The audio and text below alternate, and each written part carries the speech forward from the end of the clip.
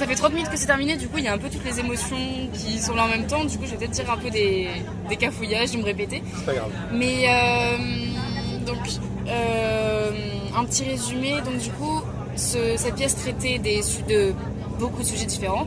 C'était assez complet, il y avait le thème de double nationalité, donc de métissage, il y avait la famille, la religion, l'amour aussi, c'était la place de la femme surtout. C'était très complet, c'était un condensé de beaucoup de choses très actuelles. Qui, en tant qu'adolescente, donc en terminale lycée, me font sortir beaucoup de choses.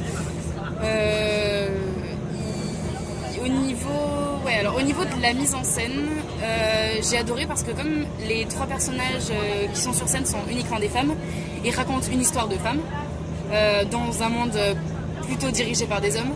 Le metteur en scène, je trouve qu'il a bien fait la lumière sur les femmes, justement notamment en jeu de lumière. Il a mis les projecteurs notamment sur les femmes, des jeux de lumière sur les actrices qui faisaient ressortir leur côté femme.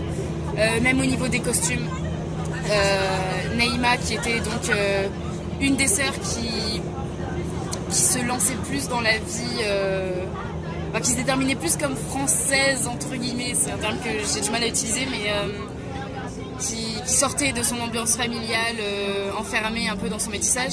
Elle était habillée en t-shirt, en jean, assez actuelle.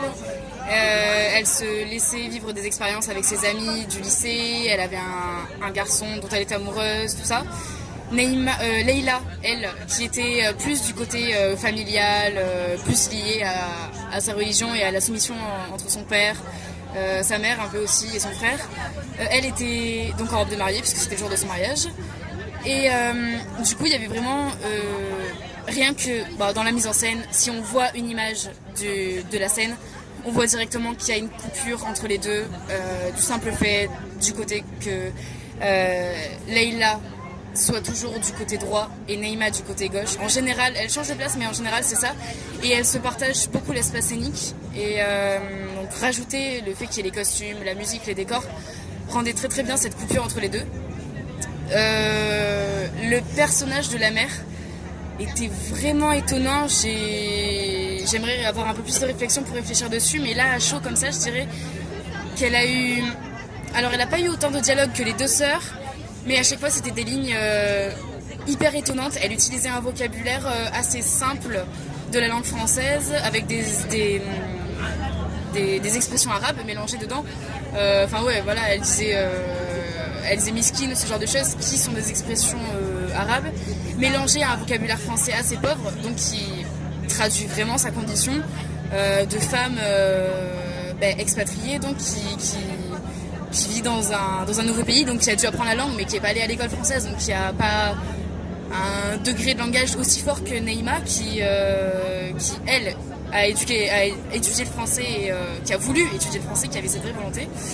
Et ce personnage était aveugle, donc on comprend que c'est aveugle de souffrance, ce genre de choses, et n'a pas énormément parlé, mais elle avait une place tellement importante.